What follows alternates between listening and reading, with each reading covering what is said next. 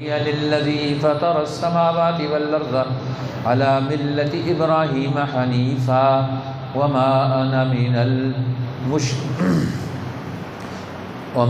من المشركين وفي رواية وبذلك أمرت وأنا من المسلمين.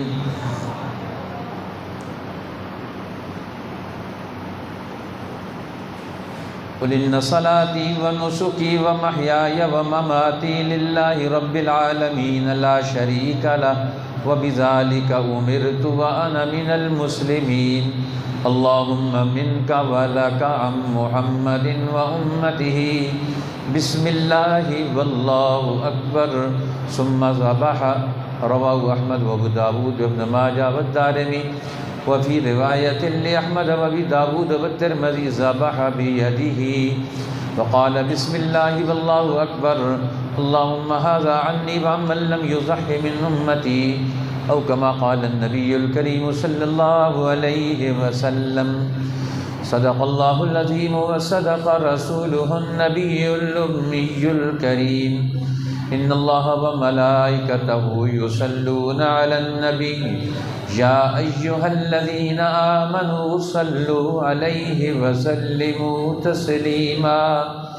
اللهم صل على سيدنا ومولانا محمد وعلى آله وأزواجه وأصحابه وأتباعه وبارك وسلم تسليما كثيرا كثيرا. محترم حاضرین، عزیز بزرگوں اور بھائیوں، آج 29 جون 2022 29 ذی القعدہ 1443 ہجری کا یہ دن اللہ تعالیٰ نے ہمیں نصیب فرمایا ہے، اور ہم اس مہینے کے آخری بدھ میں حدیث پاک کے اس درس میں یہاں موجود ہیں رسول اللہ کے ارشادات سننے کے لیے. آپ کے سامنے مشکات المصابیح باب فی الاضحیہ صفحہ نمبر 128 سے ایک حدیث مبارکہ آپ کے سامنے پڑھی ہے. اس کا ترجمہ پہلے آپ کے سامنے پیش کرتے ہیں، پھر اس حدیث مبارکہ میں جو رسول اللہ صلی اللہ علیہ وسلم نے ہمیں اور پوری امت کو رہنمائی فرمائی ہے، وہ اہم باتیں ان پر غور و فکر کریں گے. اس حدیث پاک کے راوی حضرت جابر رضی اللہ تعالی عنہ ہیں. وہ فرماتے ہیں ذبح النبی صلی اللہ علیہ وسلم یوم الذبح. ذبح کیے نبی کریم صلی اللہ علیہ وسلم نے ذبح کے دن، یعنی عید کے دن، کبشین اقرنین املحین موجوعین، 2 مینڈے سینگوں والے اور ان کا سرمئی رنگ زیادہ اور جو خسی تھے، ان کو آپ نے ذبح کیا. فلما وجہہما، جب ان دونوں کو زمین پر لٹایا ذبح کرنے کے لیے، قال فرمایا انی وجہت وجہی للذی فطر السماوات والارض، میں نے اپنا منہ کر لیا اس ذات پاک کی طرف جس نے آسمان و زمین کو ایک خاص انداز پر پیدا کیا، وجود بخشا. علی ملت ابراہیم حنیفا، ابراہیم علیہ السلام کی ملت پر، جو سارے بتوں سے، سارے غیر خدا سے کٹ کے ایک خدا کے بندہ بن کے دنیا میں رہنے والے تھے، ان کی ملت پر. وما انا من المشرکین، اور میں بھی شرک کرنے والوں میں سے نہیں ہوں. ان صلاتی و نسکی، بے شک میری نماز، میری قربانی، ومحیایا و مماتی، اور میرا جینا اور میرا مرنا، للہ رب العالمین، اللہ کے لیے جو جہانوں کا رب ہے، لا شریک لہ، اس کا کوئی شریک نہیں. وبذالک امرت، اور اسی کا مجھے حکم دیا گیا. وانا من المسلمین، اور میں فرما برداروں میں سے، اس کا حکم ماننے والوں میں سے ہوں. یہ آپ نے اپنے دل کو متوجہ کرنے کے بعد اب پھر نیت کی، دعا مانگی. اللہم منک ولک، اے اللہ یہ قربانی کا جانور تیری طرف سے عطیہ ہے، وَلَكَ، اور تیری عبادت کے لیے میں اسے قربان کرنے لگا ہوں، ہم محمد و امتہ، محمد صلی اللہ علیہ وسلم کی طرف سے اور اس کی امت کی طرف سے، بسم اللہ، اللہ کے نام کے ساتھ، واللہ اکبر، اللہ جو سب سے بڑا ہے، ثم ذبح، یہ سب کچھ پڑھنے کے بعد اللہ کے پیغمبر نے ان جانوروں کو، ان مینڈوں کو ذبح کر دیا۔ یہ حدیث نقل کی امام احمد نے، امام ابو داود نے، امام ابن ماجہ نے، امام دارمی نے اپنی کتابوں میں، اور امام احمد نے اور ابو داود اور ترمذی نے ایک روایت دوسرے انداز سے نقل کی جس میں یہ الفاظ بھی ہیں، ذبح بیدہ، یہ لفظ زیادہ ہے، ذبح آپ نے ذبح کیا، اپنے ہاتھ سے ذبح کیا، وقال، اور ذبح کرتے وقت آپ نے فرمایا بسم اللہ واللہ اکبر، اللہ کے نام کے ساتھ اور اللہ جو سب سے بڑا ہے ذبح کرتا ہوں، اللہم ھذا عنی، اے اللہ یہ میری طرف سے قربانی ہے، وعمن لم یضح من امتی، اور میرے امت کے ان لوگوں کی طرف سے ہے کہ جنہوں نے قربانی نہیں کر سکے، ان کی طرف سے۔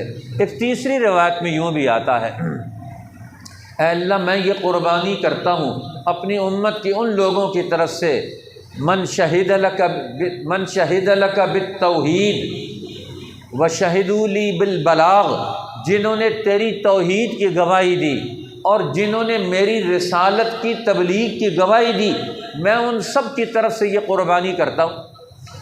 تو یہ تو حدیث پاک ہو گئی، جس حدیث پاک میں نبی اکرم صلی اللہ علیہ وسلم نے قربانی کے بارے میں اور قربانی کا عملی مظہر اللہ کے پیغمبر صلی اللہ علیہ وسلم نے پیش کیا، اور صحابی رسول حضرت جابر رضی اللہ تعالیٰ عنہ نے اس عمل کو محفوظ کر لیا کہ جو کچھ رسول اللہ نے کیا اس سارے کو انہوں نے محفوظ کر لیا، اپنے ذہن میں نقش کر لیا، اپنے دل و دماغ میں اسے بٹھا لیا، اور پھر اسے امت تک منتقل کیا کہ اللہ کے پیغمبر نے اس دن میں کیا کام کیا۔ اب صحابہ کرام رضوان اللہ علیہ مجمعین دین کو سب سے زیادہ اللہ کی محبت اور اس کے حکم کی تعمیل کے اعتبار سے سب سے اونچے لوگوں میں سے یہ وہ جماعت ہے کہ جنہوں نے دین حق کا ہر صحیح عمل اس کو قائم کر کے دکھایا اور اس کو واضح کر کے دکھایا۔ چونکہ یہ ذی الحجہ کے دن ہے، یہ شروع سے ہی اللہ جل شانہ نے انسانوں میں سے سچے لوگوں کی تعلیم اور تربیت کے لیے مقرر کی ہے۔ جب سے دنیا بنی ہے کعبۃ اللہ بنا ہے، جب سے کعبۃ اللہ بنا ہے تو اللہ جل شانہ نے کعبۃ اللہ کی عبادت کے لیے مخلوق کو پیدا کر دیا، اور اسی وقت سے یہ سلسلہ تعلیم اور تربیت کا اور عبادت کا یہ چلا آتا ہے کہ اللہ کے نام پر اللہ کے گھر کو آباد رکھنے کے لیے، عبادت کے ذریعے آباد رکھنے کے لیے ہر قسم کی قربانی دی جائے، وقت کی قربانی، جان کی قربانی، مال کی قربانی، اپنی خواہشات کی قربانی۔ اب یہ انسان باقی قربانیاں بھی دیتا رہتا ہے، لیکن مال کی قربانی یہ بھی ایک قربانی کا بڑا حصہ ہے، اور مال میں سے جانوروں کی قربانی یہ ایک اور بہت بڑا حصہ ہے جس کا امتحان بندے سے لیا جاتا ہے کہ بندوں نے اللہ کے نام پر، اللہ کے حکم پر جانوروں کی قربانی کرنی ہے۔ کیونکہ پہلے دور میں اللہ کے گھروں کے لیے ابراہیم علیہ السلام سے پہلے اللہ کے گھروں کو، معابد کو، عبادت گاہوں کو آباد رکھنے کے لیے لوگ جا کر اپنی اولاد کا نذرانہ پیش کرتے تھے، لیکن ابراہیم علیہ السلام سے اللہ جل شانہ نے نیا دور پیدا کر دیا۔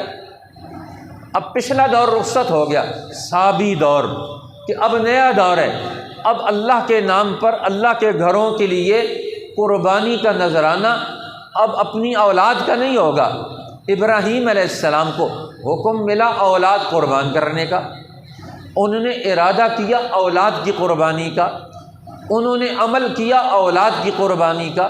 اپنے پیارے بیٹے 80 سال کی عمر میں ابراہیم علیہ السلام کو اللہ نے اولاد سے نوازا، اور انہوں نے 80 سال کی عمر میں اپنی اولاد کو، اس بیٹے کو ذبح کرنے کے لیے، اللہ کے حکم پر قربان کرنے کے لیے تیار ہو گئے اور ان کو لے کر آ گئے میدان میں، اللہ کے پاک گھر میں یہاں لا کر چھوڑ دیا۔ پہلے تو یہاں زندگی گزاری، اور جب وہ جوانی کو عمر کو پہنچ گئے، دوڑنے کی عمر کو، صلاحیتوں کی عمر کو پہنچ گئے، فلما بلغ معه السعی، سعی کی عمر کو، دوڑنے کی عمر کو، کوشش کی عمر کو، محنت کی عمر کو، کہ جس میں بچہ پھل لے کر آئے، محنت کر کے کچھ کما کے لے کر آئے، وہ معاشرے اور گھر کی آبادی کا ایک ذریعہ اور خوبصورت سورس بن جائے۔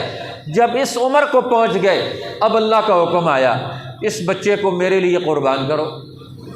حکم وہی آیا جو پچھلے دور کا تھا، سارے نبیوں کے، ابراہیم علیہ السلام سے پہلے دور، سابی دور کے انبیاء کا جو حکم تھا، اسی حکم کو اللہ نے یہاں بھی دیا کہ اب اپنے اولاد کو ذبح کریں۔ اب ذبح کرنے کے لیے تیار ہو گئے، سارے مرحلے مکمل ہو گئے۔ اس وقت اللہ جل شانہ نے آخری موڑ پر، جب یہ ارادے بن رہے ہیں، ارادے وجود میں آ رہے ہیں اور قربانی کا عمل قریب پہنچ گیا، بچے کو لٹا دیا، ذبح کرنے لگے، اب اللہ کا نام لیا، اب نام لے کر ذبح کرنے لگے۔ اب اللہ جل شانہ نے جیسے ابراہیم علیہ السلام ذبح کرنے لگے، ادھر سے جبرائیل امین، اللہ نے ان کو حکم دیا، جاؤ جا کے یہاں سے مینڈا لے کر آؤ، جنت سے مینڈا لے کر جاؤ اور جا کر اسماعیل علیہ السلام کی جگہ اس کو ذبح کرواؤ۔ لیکن وہ تو چھری چل رہی ہے نیچے، ادھر سے جبریل چلے تو انہوں نے فوراً ہی آسمانوں سے بلند آواز سے اپنے عزم کا اور ارادے کا اظہار کیا، اللہ اکبر، اللہ اکبر۔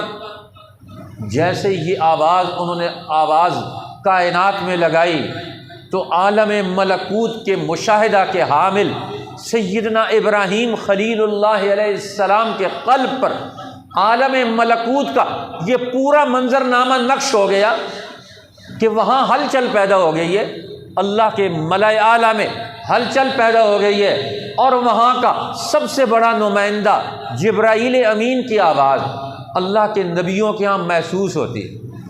جبریل اللہ کے نبیوں کے ہاں مانوس شخصیت ہے، اس کی شخصیت بھی مانوس اور اس کی آواز بھی مانوس، ان کا آنا جانا بھی اللہ کے نبیوں کے گھر میں مانوس ہے۔ جبرائیل امین مانوس لوگوں میں سے اللہ کے نبیوں کے ہاں، اس لیے ہر نبی جبریل کو پہچانتا ہے اور جبریل بھی ہر نبی کو صحیح طریقے سے پہچانتے ہیں۔ حدیث پاک میں آتا ہے جب رسول اللہ صلی اللہ علیہ وسلم پر وحی کا نزول ہوا تو اس وقت آپ کو بہت سارے لوگوں نے یہ کہا کہ یہ وحی لانے والا فرشتہ، کچھ لوگوں نے شک پیدا کیا ہو سکتا ہے یہ فرشتہ نہ ہو، یہ جو ہے نا کوئی اور جن ہو جو آپ پر نعوذ باللہ بیماری کی شکل میں وہ ظاہر ہوتا ہے، رونما ہوتا ہے، یہ فرشتہ نہ ہو، یہ جن ہو۔ تو اب یہ باتیں پھیلنے لگیں۔ اب نبی اکرم صلی اللہ علیہ وسلم کی پاک باز بیوی حضرت سیدہ خدیجۃ الکبریٰ رضی اللہ تعالی عنہا، ان کو بھی یہ باتیں پتہ چلی۔ اب انہوں نے ایک طریقہ کار اختیار کیا کہ یہ بات واضح ہو جائے اللہ کے پیغمبر صلی اللہ علیہ وسلم کہ یہ فرشتہ ہے یا جن۔ اللہ کے پیغمبر کا تعلق کس کے ساتھ ہے؟ عالم ملکوت کی کون سی قوتوں کے ساتھ ہے؟ فرشتوں کے ساتھ ہے یا ملائے سافل کے نیچے والی اور فاسد قوتیں جو انسانوں کو متاثر کرتی ہیں؟ دنیا میں جو شیطان ہے، یہ شیطانی نظام کی قوتیں آپس میں جڑی ہوئی، یہ انسانوں کو گمراہ کرتے ہیں، ان کے خیالات میں تبدیلیاں لاتے، ان کے ارادوں میں غلطیاں پیدا کرتے ہیں، ان کو گناہوں کی طرف مائل کرتے ہیں۔ یہ نیچے والے فرشتے، نیچے والے شیطان، یہ انسانوں میں گڑبڑ پیدا کرتے ہیں، خرابیاں پیدا کرتے ہیں، یہ اللہ کے ارادوں کو بندوں میں کمزور کرنے کی کوشش کرتے ہیں کہ بندوں میں ارادے کمزور ہو جائیں۔ اب نبی کا تعلق یہ ملکوت کی قوتوں کے ساتھ ہوتا ہے، اللہ کی براہ راست تعلق رکھنے والی قوتوں کے ساتھ ہوتا ہے۔ لہٰذا اب حضرت خدیجہ رضی اللہ تعالی عنہا نے اس مسئلے کو حل کرنے کے لیے عملی طور پر کام کیا۔ فرمایا رسول اللہ جب آپ کو فرشتہ نظر آئے مجھے بتائیں۔ اب فرشتہ نظر آیا تو حضرت خدیجہ رسول اللہ کے پاس آ کر بیٹھ گئے، آپ کے گود میں سر رکھ لیا، آپ کے ساتھ لگ کے بیٹھ گئے۔ آپ نے پوچھا آپ کو فرشتہ نظر آ رہا ہے؟ انہوں نے کہا ہاں فرشتہ نظر آ رہا ہے۔ پھر انہوں نے اور زیادہ قرب اختیار کر لیا، فرمایا اب بھی فرشتہ نظر آ رہا ہے؟ انہیں فرشتہ نظر آ رہا ہے۔ پھر انہوں نے اپنا دوپٹہ اتار لیا، دوپٹہ اتار کے قریب ہو گئی۔ اب عورت اپنے خامن کے لیے اور اپنے قریب ترین رشتہ داروں کے لیے اس کے پردے کی نوعیت مختلف ہے، جس طرح قرآن حکیم نے حکم دیا ہے۔ سورہ نور کے اندر عورتوں کے کئی قسم کے پردے ہیں، اس کا موضوع نہیں ہے، موضوع ابھی قربانی کا ہے۔ لیکن اب حضور علیہ السلام جب دوپٹہ اتار کر آپ کے قریب ہوئیں، پھر پوچھا کہ بتائیے کہ اب آپ کو فرشتہ نظر آ رہا ہے؟ انہوں نے کہا اب فرشتہ نظر نہیں آ رہا۔ جب دوبارہ دوپٹہ سر پہ کر لیا، فرمایا اب نظر آ رہا ہے؟ انہوں نے کہا اب نظر آ رہا ہے۔ انہوں نے کہا اب یقین ہو گیا کہ یہ جو لوگ باہر افواہیں اڑا رہے ہیں، پروپیگنڈا کر رہے ہیں کہ رسول اللہ پر فرشتہ نہیں جن آتا ہے، یہاں جن کا کوئی عمل دخل نہیں۔ جنات وہ انسانوں میں، وہ اس طرح کے ماحول میں وہ آگے پیچھے نہیں ہوتے، اسی طرح نظر آتے رہتے ہیں، لیکن فرشتے یہ انسانوں کی ان خوبیوں کمالات کے حامل قوت ہے۔ جب انسان اپنی زندگی کے ان معاملات میں ہوتا ہے، فرشتہ ان سے پردہ کرتا ہے۔ اس لیے حضور نے فرمایا جب کوئی آدمی کپڑے اتار کے واش روم میں ہو تو اس وقت بات چیت نہ کرے، گفتگو نہ کرے، کیونکہ فرشتے اس کی طرف سے منہ پھیر کر کھڑے ہوتے ہیں، پردہ کر رہے ہوتے ہیں، اس کو نہیں دیکھ رہے ہوتے۔ لیکن شیطان تو پردہ نہیں کرتا، اس سے پردے کے لیے حکم دیا کہ بسم اللہ پڑھ کے داخل ہوا کرو۔ اور جب بندہ جب اس حالت میں کپڑے پہنے ہوئے نہیں، برہنہ حالت میں گفتگو کرتا ہے، فرشتہ اس کی طرف متوجہ ہوتا ہے، شاید یہ اب یہ لباس پہن چکا ہے، پردہ کر چکا ہے، تب یہ گفتگو کر رہا ہے۔ اب ننگا ہوتا ہے تو فرشتہ اس کے لیے بد دعائیہ کلمہ کہتا ہے، اللہ تیرے اوپر پھٹکار نازل کرے، تو نے مجھے بھی غلط کام پر مجبور کر دیا، اب میں نے تجھے دیکھا ننگی حالت میں۔ اب فرشتے انسانوں کو ننگی حالت میں نہیں دیکھتے، وہ دوسری طرف منہ کر لیتے ہیں۔ عالم ملکوت کی یہ قوتیں اللہ کے نبی ان سے تعلق میں ہوتے ہیں۔ ابراہیم علیہ السلام ذبح کر رہے ہیں، ارادے وہیں بلند ہیں اللہ کی طرف۔ جب جبریل نے وہاں یہ کلمہ زبان سے نکالا، اللہ اکبر اللہ اکبر، اب یہ جو کلمہ انہوں نے زبان سے نکالا تو اسی وقت آسمان کے دوسرے فرشتوں نے اس کا جواب دیا، آسمان کی دوسری قوتوں نے فوراً جواب دیا، لا الہ الا اللہ واللہ اکبر۔ اب لا الہ الا اللہ واللہ اکبر جیسے یہ آواز ابراہیم علیہ السلام کے کان میں پہنچی تو یہی آواز ابراہیم علیہ السلام کی زبان سے بھی نکلی۔ یہ دونوں کلمے ابراہیم علیہ السلام اور عالم ملکوت کے آسمانوں کے فرشتوں کی ایک زبان بن گئی، یہ ایک ٹیم بن کر یہ ایک کلمہ اور ایک نعرہ بلند کر رہے ہیں، ایک ہی بات اور ایک ہی ذکر کر رہے ہیں ایک ہی وقت میں۔ اب جب ان سب کی یہ آواز یہ کائنات میں گونجی، لا الہ الا اللہ واللہ اکبر، اللہ کے سوا کوئی الہ نہیں، کوئی معبود نہیں، کوئی حاکم نہیں، اور وہی سب سے بڑا ہے۔ اب نیچے سے اسماعیل علیہ السلام کی زبان بھی کھلی، جو ابھی تک انتظار میں تھے، دیکھ رہے تھے کیا ماجرا ہو رہا ہے، کیا عمل وجود پذیر میں ہے۔ اب انہوں نے نیچے پڑھا اللہ اکبر وللہ الحمد، سب تعریفیں اللہ کے لیے، وہی سب سے بڑا ہے اور اللہ ہی کی تعریف ہے۔ نیچے سے جملہ بولا، اتنے میں جبرائیل امین مینڈا لے کر یہاں پہنچ گئے، عالم ملکوت سے چلنے والی قوت، اور ابراہیم علیہ السلام، اسماعیل علیہ السلام، اور یہ قربانی کا مینڈا، اور ادھر سے اللہ کا حکم، یہ ساری چیزیں ایک وقت میں، یہ کعبۃ اللہ کے قرب میں، مروہ کے قریب، جہاں حاجی عمرہ کر کے حج کر کے طواف کر کے سعی کا آخری عمل کر کے وہاں مکمل کرتے ہیں مروہ کے قریب۔ یہ سارا منظرنامہ وجود میں آ رہا ہے۔ اب وہاں یہ ساری چیزیں اکٹھی ہو گئیں، اب یہ سارے ارادے اور عزائم اکٹھے ہو گئے۔ اب اللہ کو یہ کلمات یہ کتنے پسندیدہ ہوئے، قیامت تک کے آنے والے مسلمانوں کے لیے تربیت کے لیے ذہن میں، عقل میں، دماغ میں یہ خیال بساؤ، یہ تعلیم ذہن نشین کرو، یہ تمہارے دل و دماغ میں جاگزیں ہو جائے، اس کو اب اپنی زندگی کا حصہ بنا لو۔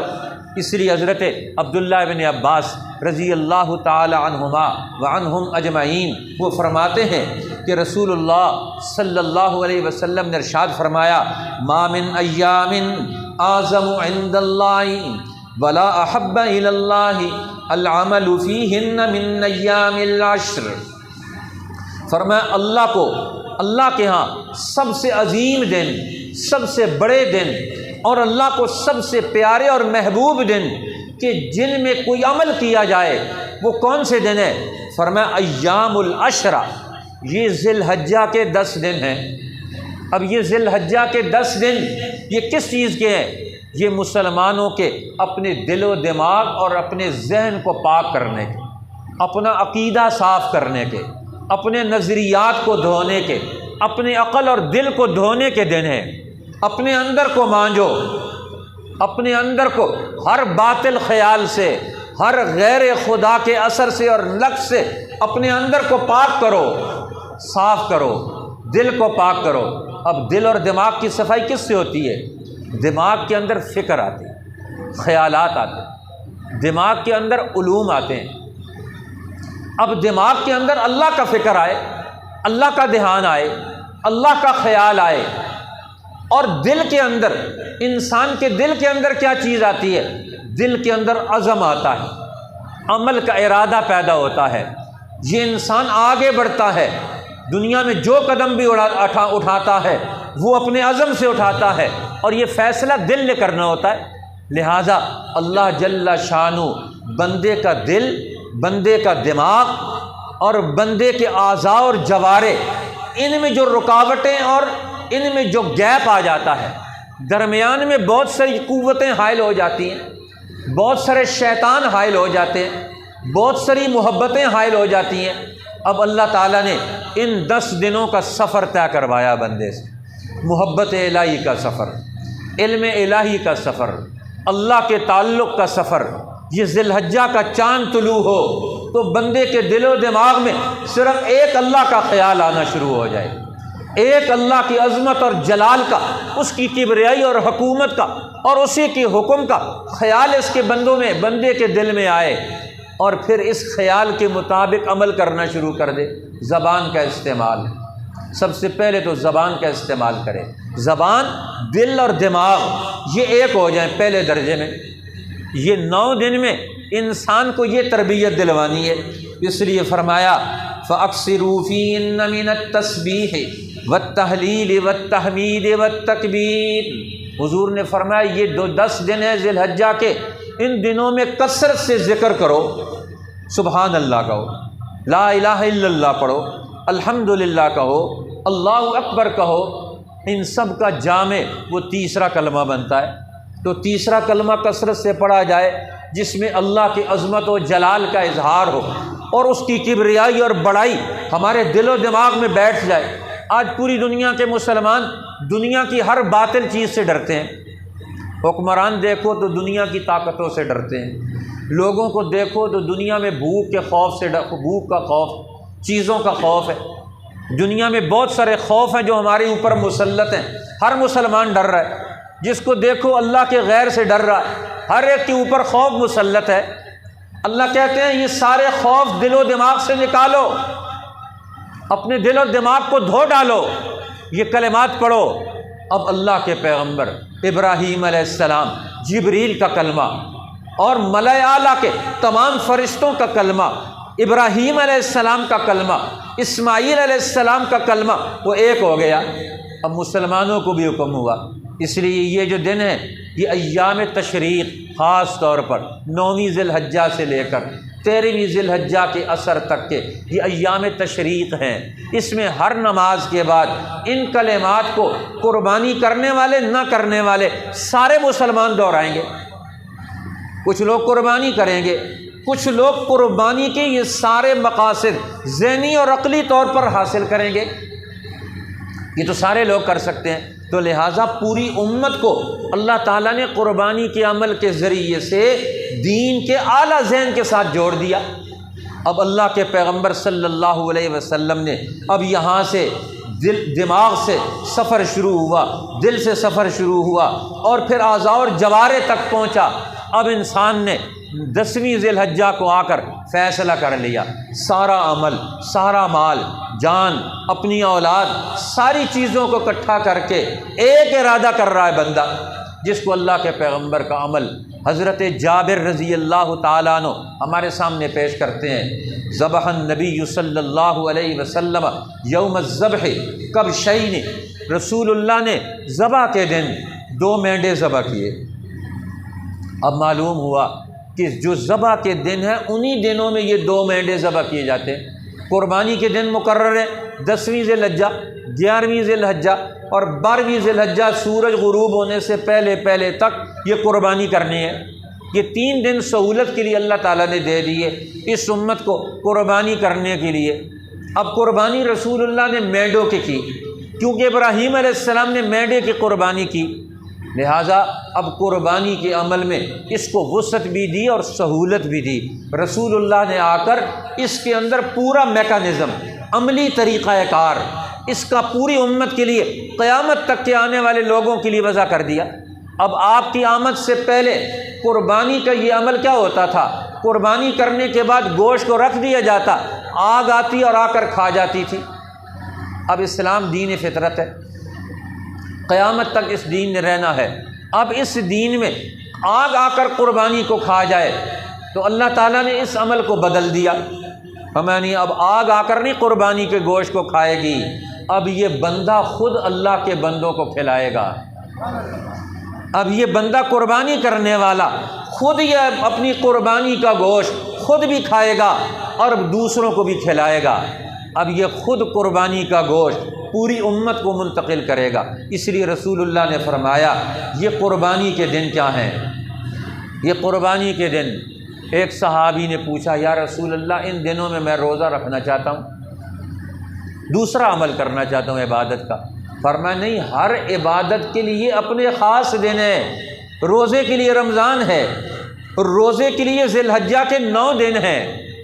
اب یہ 10ویں 11ویں اور 12ویں ذی الحجہ کے یہ 3 دن روزے کے، فرمایا یہ نہیں ہے نہا عن صیام، آپ نے منع فرما دیا۔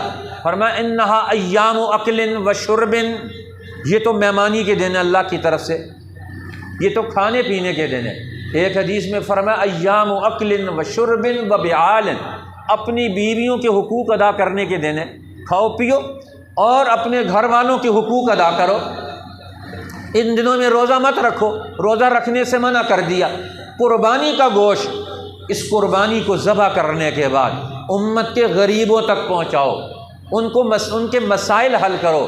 اب اللہ جل شانہ نے تازہ فریش گوشت پوری امت کے لیے اس کا انتظام کر دیا۔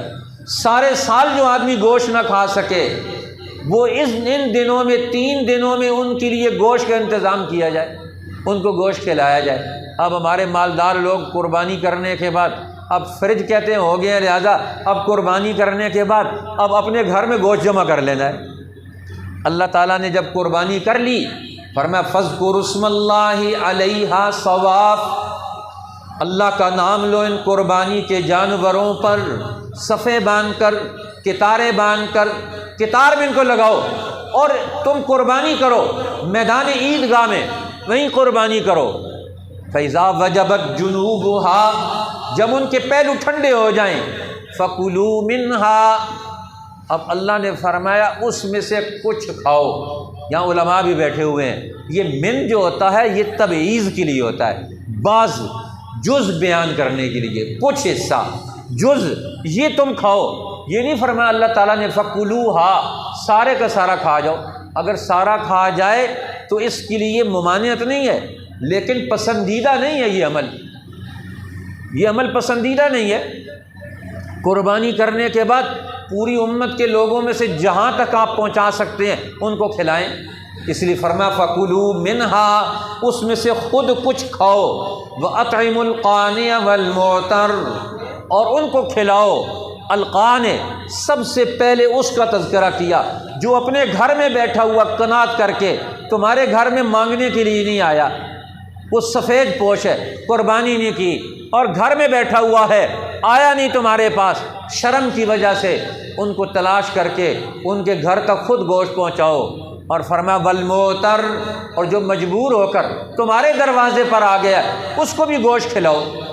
اب یہ 3 حصے کرو گوشت کے، تو معلوم ہوتا ہے یہ عموماً جو گھروں میں بیٹھے رہتے ہیں، ہمارے پاس نہیں آتے، ہمارے دوست احباب ہوتے ہیں، ہمارے رشتہ دار ہوتے ہیں۔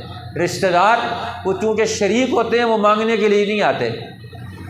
ہمیں اپنے رشتہ داروں کا اور اپنے احباب کا خود خیال رکھنا ہے، اسی لیے رسول اللہ نے صلہ رحمی اور قربانی ان دونوں کو جوڑ کر بیان فرمایا ایک دوسری حدیث میں۔ صلہ رحمی اور قربانی یہ دونوں ایک دوسرے کا بدل ہیں، یہ دونوں ایک دوسرے کا نعم البدل ہیں۔ لہٰذا رسول اللہ نے ذبح کیا، 2 مینڈوں کو ذبح کیا، اور فرمایا رسول اللہ نے جن کو ذبح کیا تھا کب شعینے، وہ مینڈے تھے، اقرنین، سینگوں والے، املحین، جن کا رنگ وہ جس میں سیاہی غالب تھی، سفیدی بھی تھی، سیاہی غالب تھی، موجوعین، اور وہ خسی تھے۔ ایک حدیث میں آتا کہ رسول اللہ صلی اللہ علیہ وسلم نے جو جانور ذبح کیے، ینظر فی سواد، یبرک فی سواد، یمشی فی سواد، جی جو چلتا تھا تو سیاہی میں، دیکھتا تھا تو سیاہی میں، اب یہ بیٹھتا تھا تو سیاہی میں، تو معلوم ہوتا چلتا تھا سیاہی میں، ٹانگیں اس کی کیا ہے، وہ کالی تھی۔ ینظر فی سواد، آنکھیں اس کی سیاہ تھیں۔ یبرک فی سواد، بیٹھتا تھا تو سیاہ تھا، نیچے والا حصہ اس کا سیاہ تھا۔ اس حدیث میں فرمایا اقرنین، وہ دونوں سینگوں والے تھے۔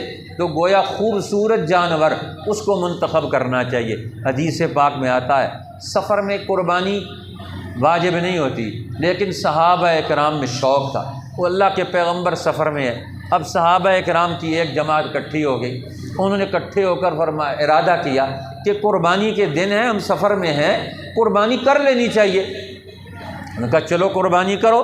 مشورہ کیا، سب لوگوں نے مشورہ کر کے 7 آدمی اکٹھے ہو گئے، اور 7 نے ایک درہم ڈالا، اور ڈال کر ایک جانور خرید کر لے کر آئے، اور آ کر رسول اللہ صلی اللہ علیہ وسلم کے سامنے پیش کیا، یا رسول اللہ ہم نے یہ جانور قربانی کے لیے خرید لیا ہے، اور یہ ہم 7 درہم کا خرید کر لائے ہیں، یہ اتنا 4 درہم میں بھی مل سکتا تھا، لیکن ہم نے کہا قربانی کا جانور ہے تو ہم نے اس کو قیمت زیادہ قیمت والا خرید کر لے کر آئے ہیں، بہت زیادہ قیمت بھی نہیں لیکن مناسب قیمت پر۔ آج کل تو ہمارے یہاں ایک بیل کراچی میں 1 کروڑ روپے کا بک رہا ہے، یہ بھی غلط ہے۔ اب وہ مالدار آدمی اگر 1 کروڑ کے وہ 1 لاکھ کے بیل خرید لے، 1,20,000 بیل یا 1,20,000 کے بیل خرید لے تو کتنے بیل ہو جائیں گے حاجی صاحب؟ جلدی جلدی صاف کر کے بتانا جی، کتنے ہو جائیں گے جی حاجی نور اللہ صاحب؟ 1 کروڑ کے کتنے بیل آ جائیں گے جی؟ کم از کم چلو 100 نہیں تو 90 لگا لیں، 90 جانور تو وہ خرید سکتا ہے۔ اب 1 کروڑ کا ایک بیل خرید کر وہ ذبح کرتا ہے، یہ تو دکھلاوا ہے، یہ قربانی نہیں ہے، دکھلاوا ہے۔ اس لیے قربانی کے مقاصد قرآن کیا بیان کرتا ہے، ایک طرف مال کی محبت جائے اور دوسری طرف وہ گوشت وہ امت کی ضرورت مندوں پر اور امت کے ان لوگوں تک پہنچ جائے، ان کی ضرورت پوری ہو جائے۔ اب جو 1 کروڑ کا ایک بیل خرید رہا ہے وہ قربانی کے جذبے سے خرید رہا ہے، قربانی کے جذبے سے خریدتا، کسی عالم ربانی سے مسئلہ پوچھ کر کہ میں یہ جانور خریدوں نہ خریدوں۔ صحابہ اکرام جانور خرید کر رسول اللہ کے پاس آ رہے ہیں کہ کیا یہ جانور ہم نے خریدا یہ صحیح ہے اتنی قیمت میں؟ اللہ کے پیغمبر نے فرمایا ہاں اتنی قیمت میں بھی صحیح ہے، اتنی قیمت میں بھی صحیح ہے۔ اب دیکھو جانور خرید کر آ کر پوچھ رہے ہیں، آج کا مالدار جانور خرید کر کسی عالم ربانی سے مسئلہ نہیں پوچھتا کہ میں یہ جانور اتنا کا خرید رہا ہوں، میرے لیے صحیح ہے کہ نہیں ہے، پہلے یہ عمل۔ اب اللہ کے پیغمبر وہ قربانی کا جانور ذبح کیا، انہوں نے ذبح کر کے سارے راستے میں کھلاتے رہے۔ حضور کے غلام تھے، خادم تھے حضرت ثوبان، آپ نے فرمایا ثوبان قربانی کرنے، قربانی کی، ذبح کیا رسول اللہ کا جانور، اور ذبح کرنے کے بعد اس جانور کو گوشت کو کئی دن کھلاتے رہے۔ فرمایا آپ نے اصلح لحمہا، اس کے گوشت کو تیار کرو، درست کرو، اور اس کے گوشت کو درست کر کے فرمایا اس کو کھلاتے رہو۔ اب سارے سفر میں وہ گوشت کھلاتے رہے اللہ کے پیغمبر کو بھی اور صحابہ کرام کو بھی۔ اب صحابہ کرام نے قربانی بھی کر لی، سفر بھی طے کر لیا، ایک دوسرے کی مہمانی بھی کر لی، ایک دوسرے کی خدمت بھی کر لی، اور قربانی کا عمل بھی زندہ ہو گیا۔ سارے اعمال اکٹھے زندہ ہو رہے ہیں۔ اب دیکھو اللہ کے پیغمبر اب جانور کو ذبح کرنے کے لیے تیاری ہو رہی۔ فلما وجہہما، جب ان دونوں کو زمین پر لٹا دیا، اب قربانی کرنے لگے ہیں۔ اب اللہ کے پیغمبر اپنے دل و دماغ کے خیالات کو، تصورات کو درست کر رہے ہیں۔ انی وجہت وجہی للذی فطر السماوات والارض علی ملت ابراہیم حنیفا۔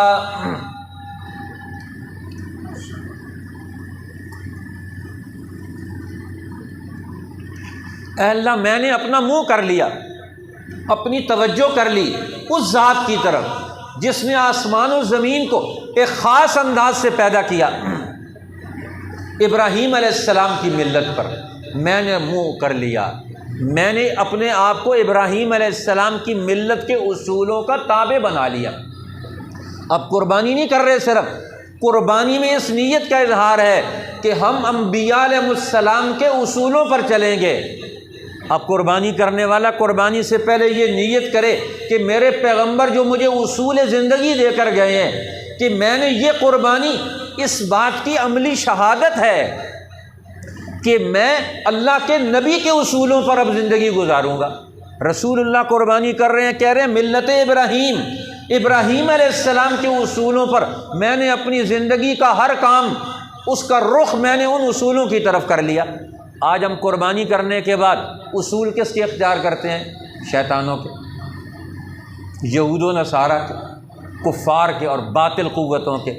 مسلمانوں کا آج عملی زندگی میں تضاد پیدا ہو گیا، مانتے اعلان کرتے ہیں اور چیزوں کا، عمل کرتے ہیں کسی اور چیز کا۔ اللہ رلی ملی ہوئی چیز نہیں قبول کرتا، اس لیے یہ حکم دیا پاک مال سے، حلال مال سے قربانی کرو، حلال مال سے اور حلال ذہن کے ساتھ قربانی کرو، کھلے دل کے ساتھ قربانی کرو۔ فطیبوا بہا نفسا، دل کی خوشی سے قربانی کرو، تمہارے دل میں تنگی نہ آئے یہ مال چلا جائے گا تو کہ کہاں سے لائیں گے پھر؟ نہیں، جس اللہ نے جان دی ہے، جس اللہ نے عقل دی ہے، جس اللہ نے یہ مال دیا ہے، وہ اللہ ابھی بھی زندہ ہے، اس سال کے بعد پھر ہمیں وہ چیزیں دے گا، ہمیں صحت دے گا، عقل دے گا، ہمیں مال دے گا، ہم پھر اس کے نام پر قربان کریں گے۔ فرمایا وما انا من المشرکین، میں اب شرک کرنے والوں میں سے نہیں ہوں۔ ان صلاتی و نسکی، میری نماز، میری قربانی۔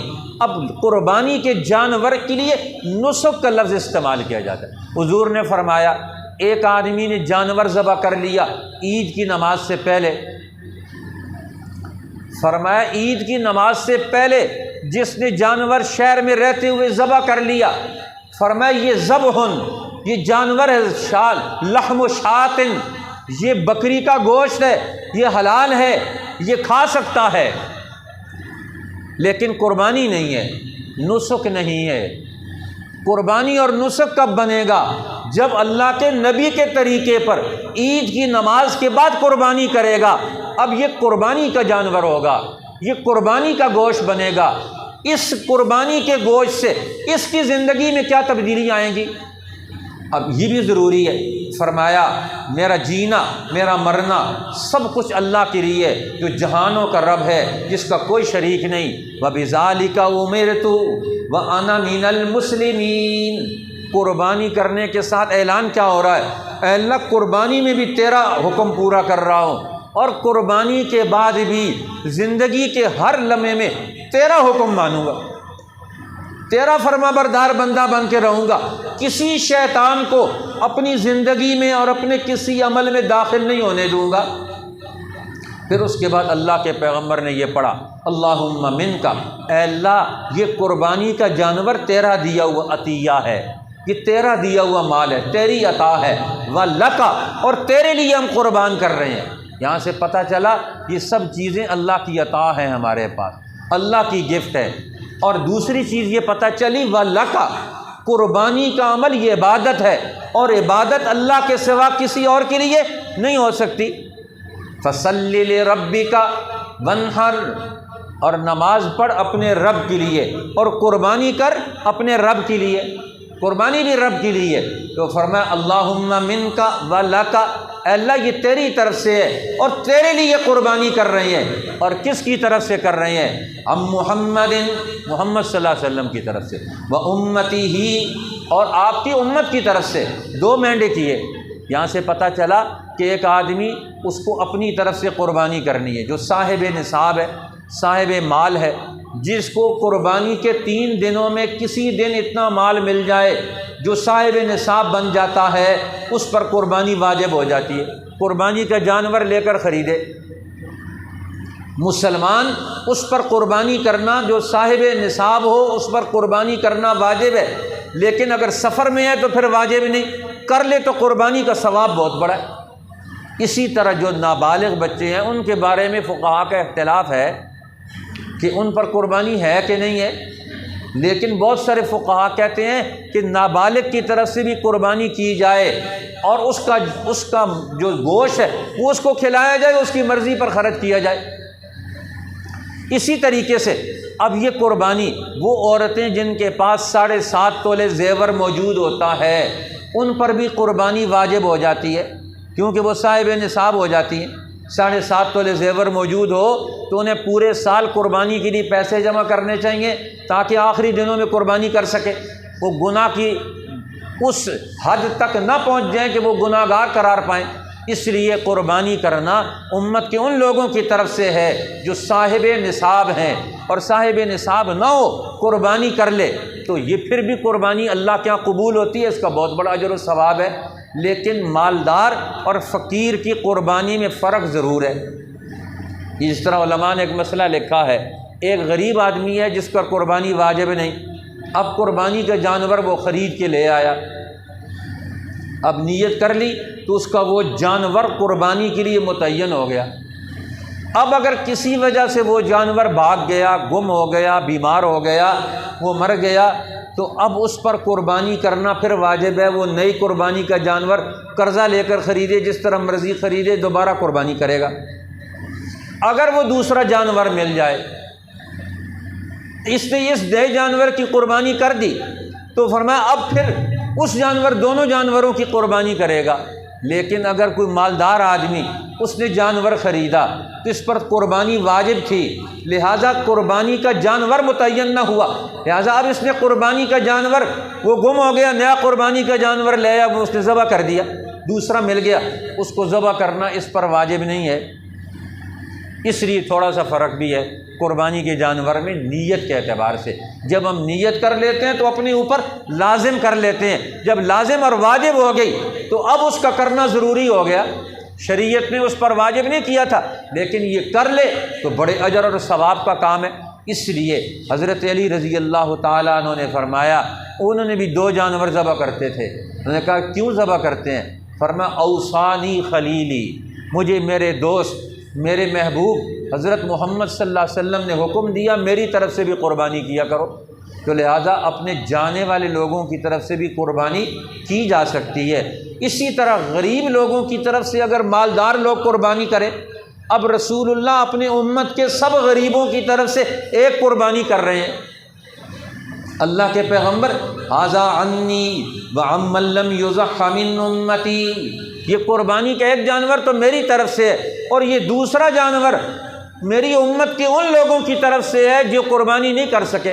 ہمارے والد مرحوم اللہ ان کی قبر پر کروڑا رحمتیں نازل فرمائے، حضرت مولانا قاضی شمس الدین صاحب رحمۃ اللہ علیہ قربانی کے مسائل بڑی تفصیل کے ساتھ یہ پورے عشرہ ذی الحج میں بیان فرماتے تھے، اور عید کے موقع پر، جمعوں کے موقع پر بھی بیان فرماتے تھے، اور انہی کی زبان سے، اور احادیث میں بھی موجود، یہ حدیث میں بھی موجود ہے، فرمایا کہ قیامت کے دن ہر وہ مسلمان جس نے قربانی کی نیت کی ہوئی ہے